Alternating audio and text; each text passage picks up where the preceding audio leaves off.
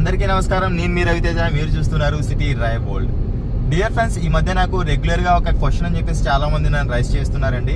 And దాంతోపాటు ఏంటంటే రెగ్యులర్గా మనం న్యూస్లో చూస్తున్నప్పుడు కార్ టైర్ బర్స్ట్ అయిపోయి యాక్సిడెంట్ జరిగింది, టైర్ బర్స్ట్ అయిపోయి ఎంతోమంది చనిపోయారు, టైర్ బర్స్ట్ అయిపోయి ఇలా జరిగింది అలా జరిగింది అని చెప్పేసి ఎక్కువ న్యూస్ అని చెప్పేసి చూస్తున్నాం కదా. ఇఫ్ ఇన్ కేస్ మన కార్ టైర్ కనుక బర్స్ట్ అయితే మనం అలాంటి సిచ్యువేషన్లో ఎలా మన కార్ని హ్యాండిల్ చేయాలి, మనం అప్పుడు చేయాల్సింది ఏంటి, ఏం చెయ్యకూడదు అన్న విషయాల గురించి మీకు ఒక క్లియర్గా నాలెడ్జ్ అని చెప్పేసి ఇవ్వాలనుకుంటున్నానండి. ఎందుకంటే చాలా మంది కార్ టైర్ బరస్ట్ అయినప్పుడు ఎన్నో ప్రాణాలు అని చెప్పేసి పోతున్నాయి కాబట్టి అట్లీస్ట్ దాని గురించి మీకు ఒక అవగాహన ఉందనుకో, మీకు ఒక అవేర్నెస్ అని ఉందంటే మీ ప్రాణాలని అదేవిధంగా మీ ఫ్యామిలీ ప్రాణాలను కూడా మీరు కాపాడిన వారు అవుతారండి.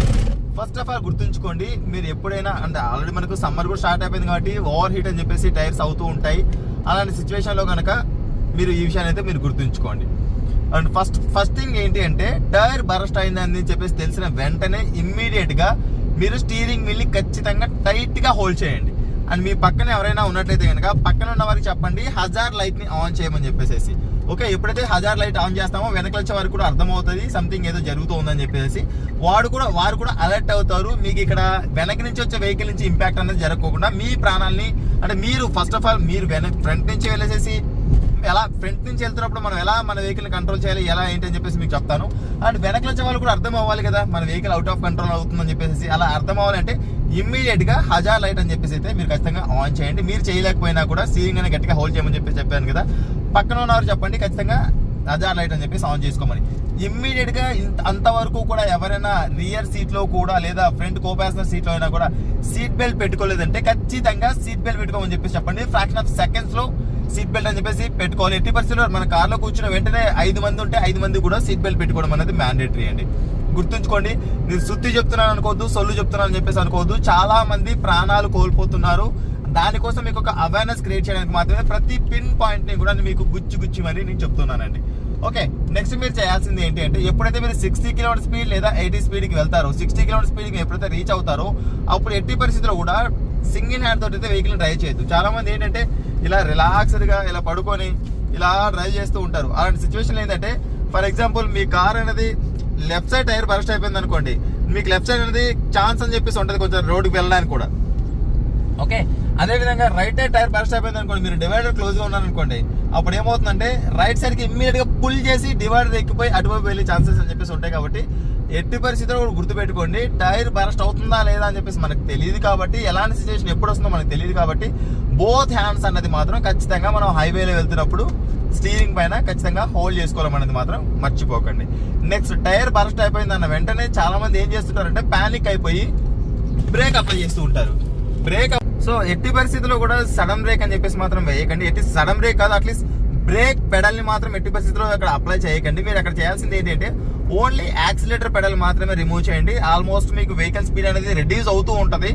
ఎందుకు అంటే రైట్ సైడ్ టైర్ బరస్ట్ అయిపోయింది అనుకోండి, వెహికల్ వెయిట్ మొత్తం అంతా కూడా వెహికల్ బెండ్ అవుతుంది కాబట్టి వెహికల్ వెయిట్ మొత్తం అంతా కూడా రైట్ సైడ్ ఫ్రంట్ వీల్ పైన మనకు ఫోర్స్ అనేది అప్లై అవుతూ ఉంటుంది.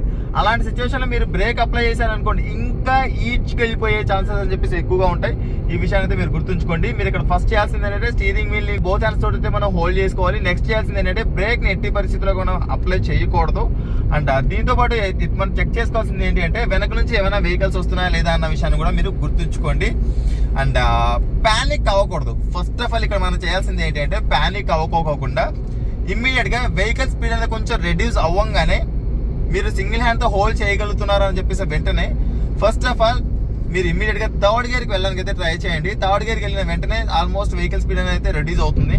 రెడ్యూస్ అయిన తర్వాత మీరు చేయాల్సిన 4th స్టెప్ అనేది ఏంటి అంటే హ్యాండ్ బ్రేక్ అనేది పుల్ చేయాలి. మీకు అక్కడ హ్యాండ్ బ్రేక్ అనేది పుల్ చేసినప్పుడు అట్లీస్ట్ మీకు మీ వెహికల్ స్పీడ్ అని చెప్పేసి 30-40 km స్పీడ్ లో ఉంటుంది. హ్యాండ్ బ్రేక్ అనేది పుల్ చేసినప్పుడు ఏమవుతుందంటే హ్యాండ్ బ్రేక్ అనేది మనకు 4 వీల్స్ కి కనెక్ట్ అయి ఉండదండి, ఓన్లీ మనకు రియర్ వీల్స్ మాత్రమే కనెక్ట్ అయి ఉంటుంది. కాబట్టి హ్యాండ్ బ్రేక్ మీరు ఎప్పుడైతే పుల్ చేస్తారో వెనక వీల్స్ అనేది బ్రేక్ అప్లై అవుతుంది.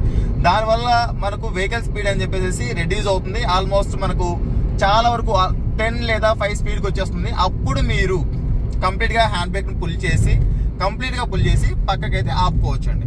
మీరు ఏదైతే ఈ 4 స్టెప్స్ చేశానో ఈ 4 స్టెప్స్ అనేది మాత్రం మీరు గుర్తుంచుకోండి. అలాంటి సిచ్యువేషన్లో ప్యానిక్ అయిపోయి ఇంజన్ ఆపేయడం లేకపోతే బ్రేక్ కొట్టడం చేశారంటే మాత్రం ఆ ప్రమాద పరిస్థితి చాలా ఎక్కువ అయిపోతుంది. చాలా ఇంకా మీరు దాన్ని బేర్ చేయలేని సిచ్యువేషన్ అని చెప్పేసి వెళ్తారు. వెహికల్ అనేది మీ కంట్రోల్ ఎట్టి పరిస్థితిలో ఉండదు. దానివల్ల మీకు ప్రమాదం. ఇఫ్ ఇన్ కేస్ అటువైపు ఎవరైనా రోడ్లో వస్తున్నారు అనుకోండి, వారికి ప్రమాదం. ఇద్దరి ప్రాణాలు కూడా రిస్క్ లో ఉంటాయి. కాబట్టి ఎట్టి పరిస్థితిలో ఇలాంటివి మాత్రం చేయకండి. బ్రేక్ అప్లై చేయొద్దు, అదేవిధంగా ఇంజిన్ ని ఆఫ్ చేయొద్దు. క్లియర్? ఐ థింక్ మీకు ఒక క్లారిటీ వచ్చిందని చెప్పేసి అనుకుంటున్నా. అండ్ ఫస్ట్ థింగ్, మనకి ఇక్కడ టైర్ బరస్ట్ అవ్వడానికి గల మెయిన్ రీజన్స్ ఏంటి అని చెప్పేసి చూసినట్టయితే కనుక, టైర్ కి చాలా తక్కువ ఎయిర్ అని చెప్పేసి ఫిల్ చేయించడం, లేదా టైర్ కి మరి ఎక్కువ ఎయిర్ అని చెప్పేసి ఫిల్ చేయించడం. అలా కాకపోకుండా టైర్ లో కొన్ని స్టోన్స్ ఇరుక్కున్నప్పుడు మనం వాటిని చెక్ చేసుకోకుండా అలాగే వెళ్ళిపోతూ ఉండడం, లేదా చాలా మంది ఏంటంటే ఒక్కొక్క టైర్ ని 4-5 years అయినా కూడా వాటిని చేంజ్, అంటే నేను తిరిగింది 10,000 kilometers లేదా నేను తిరిగింది ఓన్లీ 15,000 kilometers, నా టైర్ కండిషన్ అంతా కూడా బాగుంది అని చెప్పేసి అనుకుంటుంటారు.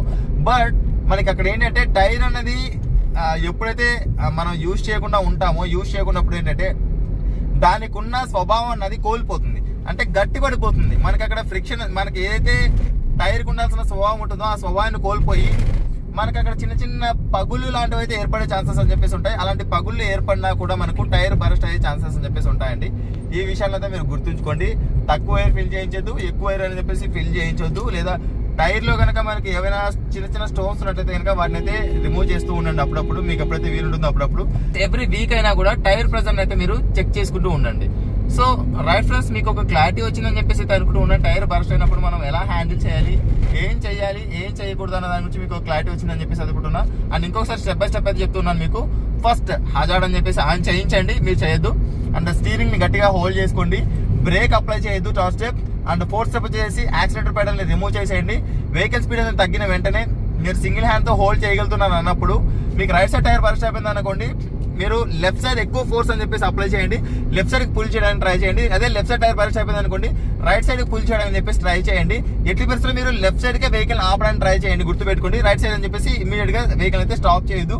అండ్ వెహికల్ స్పీడ్ తగ్గిన వెంటనే ఇమీడియట్ గా హ్యాండ్ బ్రేక్ అని చెప్పేసి పుల్ చేసి స్లోగా హ్యాండ్ బ్రేక్ పుల్ చేయడం వల్ల వెహికల్ స్పీడ్ అని చెప్పేసి చాలా వరకు తగ్గిపోతుంది. ఆ తర్వాత 10 లేదా 5 స్పీడ్కి వచ్చిన వెంటనే హ్యాండ్ బ్రేక్ అనేది పూర్తిగా అప్లై చేసేసి మనం పూర్తిగా పుల్ చేసి మన వెహికల్ ని ఆపుకోవడం అనేది, ఇది మనకు టైర్ బరస్ట్ అయినప్పుడు మనం చేసుకోవాల్సిన విషయం.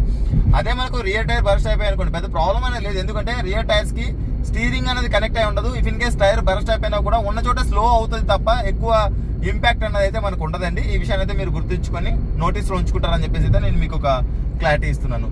సో రైట్ ఫ్రెండ్స్, ఇది ఇవాళ వీడియోలో మీకు ఒక క్లారిటీ వచ్చిందని చెప్పేసి అనుకుంటున్నా. మనకు టైర్ బరస్ట్ అయినప్పుడు మనం ఎలా హ్యాండిల్ చేయాలి వెహికల్ ని, మనం ఏం చేయాలి ఏం చేయకూడదు అన్న దాని గురించి మీకు ఒక క్లారిటీ వచ్చినట్టయితే కనుక ప్లీజ్ ఈ వీడియో మీకు నచ్చినట్లయితే లైక్ చేయండి. అదేవిధంగా మీ ఫ్రెండ్స్ అండ్ ఫ్యామిలీ మెంబర్స్ కూడా షేర్ చేయండి ఎవరైతే కార్స్ యూజ్ చేస్తున్నారో. So thanks for watching. Bye bye. Seat belt ధరించండి, హెల్మెట్ ధరించండి, సురక్షితంగా ప్రయాణించండి. అంబులెన్స్ కి దారి ఇవ్వడం మాత్రం మర్చిపోదు. Please don't drunk and drive. బోలో భారత్ మాతా కీ జై.